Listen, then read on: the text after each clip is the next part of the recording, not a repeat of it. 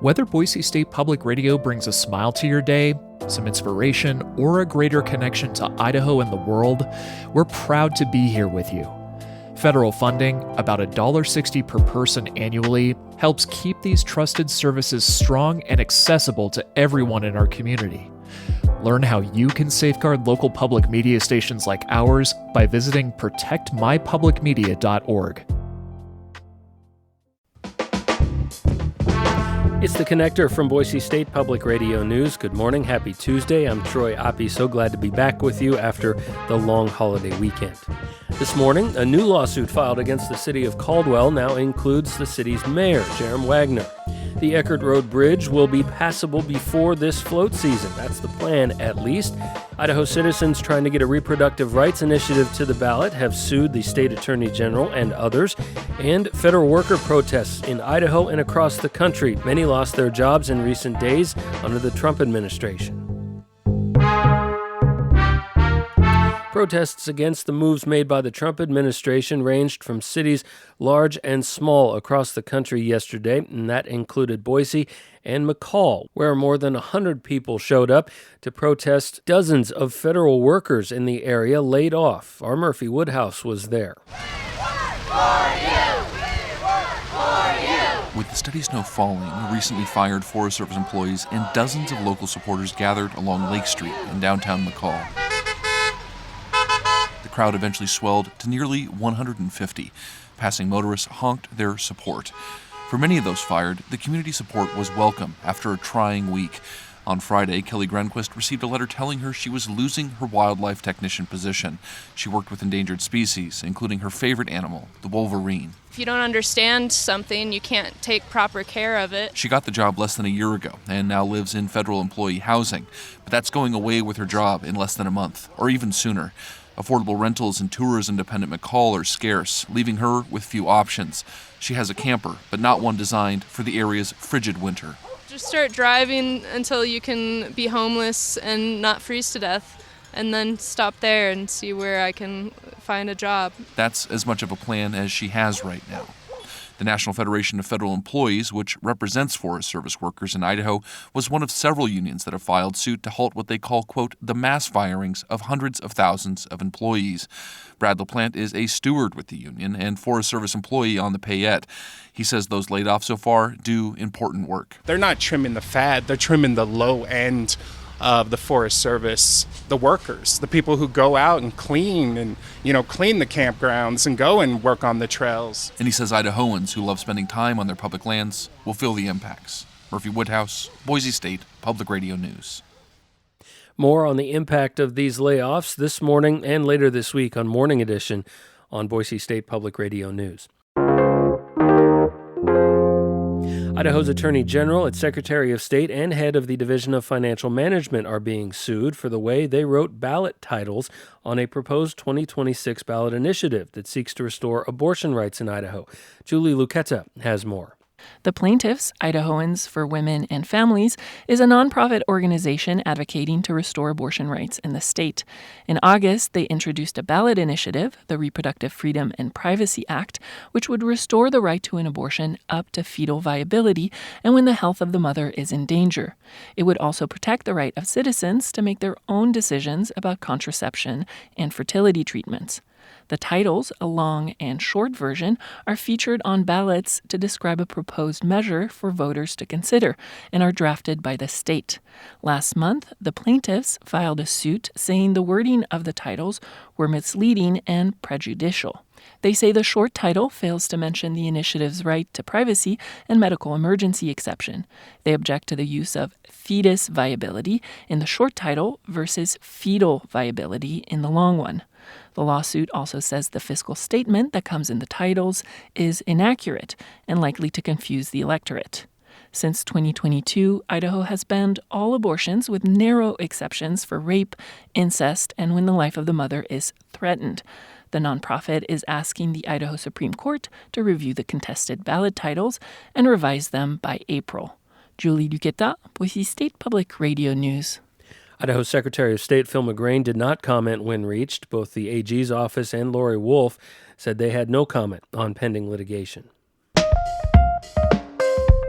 In Caldwell, a second lawsuit has been filed against the city and now specifically Mayor Jerem Wagner, related to an investigation of alleged discrimination and inappropriate behavior by City Police Chief Rex Ingram. KTVB first reported now former City HR Director Shelley Boggy sued, saying she was retaliated against and forced out after multiple internal investigations into Chief Ingram and a recommendation to hire an outside firm to conduct an independent investigation into Ingram, which the city did not follow. Instead, she was informed by the mayor that she would not be reappointed to her position.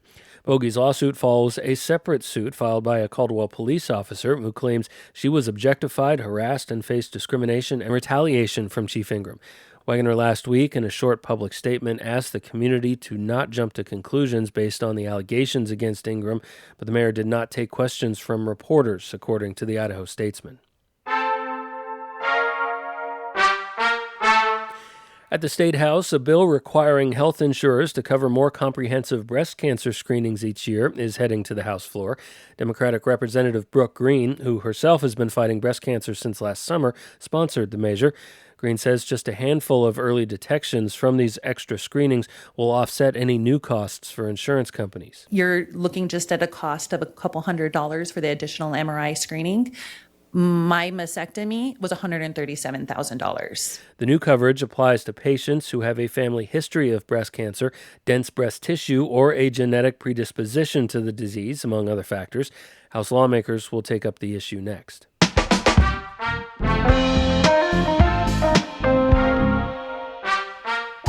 The Boise Pride Festival is growing and moving this year. Festival organizers announced on social media the celebration will now be 2 days long, September 6th and 7th at Ann Morrison Park in Boise. They say the move will give them twice as much space as the previous location in Cecil D. Andrus Park, and it will allow the festival to be more, quote, visible, accessible, and impactful than ever before. This year will mark the 36th annual Boise Pride celebration. Transportation officials say they'll move quickly to temporarily repair Eckert Road Bridge over the Boise River so it can be passable. The Ada County Highway District late last week said engineers from the Idaho Transportation Department have signed off on an interim solution that was previously used on a failing bridge crossing in North Idaho. The engineers say it can successfully be used on the Eckert Road Bridge as well. Steel plate channels will be installed around failing timber piles and supported by new concrete bases. The repair process could begin at any time, says ACHD, and will take between 4 and 8 weeks to complete.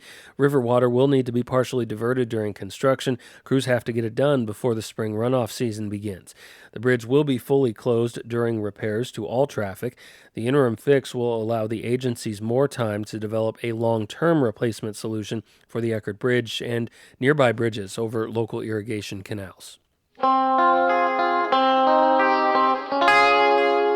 A survey conducted 10 months ago in Ada County shows increasing confidence in local policing, and 83% of surveyed respondents said they had a good or excellent quality of life. The survey of 500 Ada County residents was commissioned by the County Sheriff's Office in collaboration with the Boise State Department of Criminal Justice and Idaho Policy Institute. That's according to the Idaho Press. Nearly 80% of respondents said they feel safe in their communities.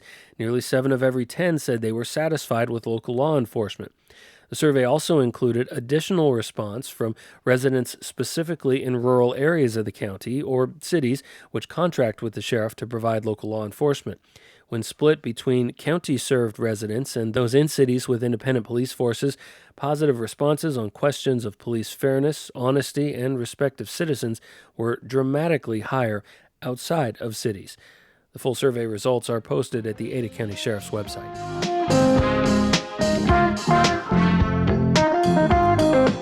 Be sure to catch up on what you've missed by tuning in to All Things Considered weekday afternoons on Boise State Public Radio from 3 until 6. You can take us with you wherever you go by downloading our free app for your smartphone. Search Boise State Public Radio in your favorite app store. I'm Troy Oppie. Our news director is Sasha Woodruff. Our general manager is Tom Michael. We'll catch you again tomorrow morning on The Connector. Make it a great Tuesday.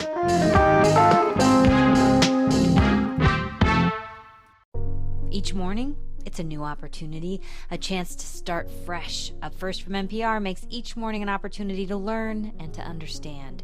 Choose to join the world every morning with Up First, a podcast that hands you everything going on across the globe and down the street, all in 15 minutes or less. Start your day informed and anew with Up First by subscribing wherever you get your podcasts.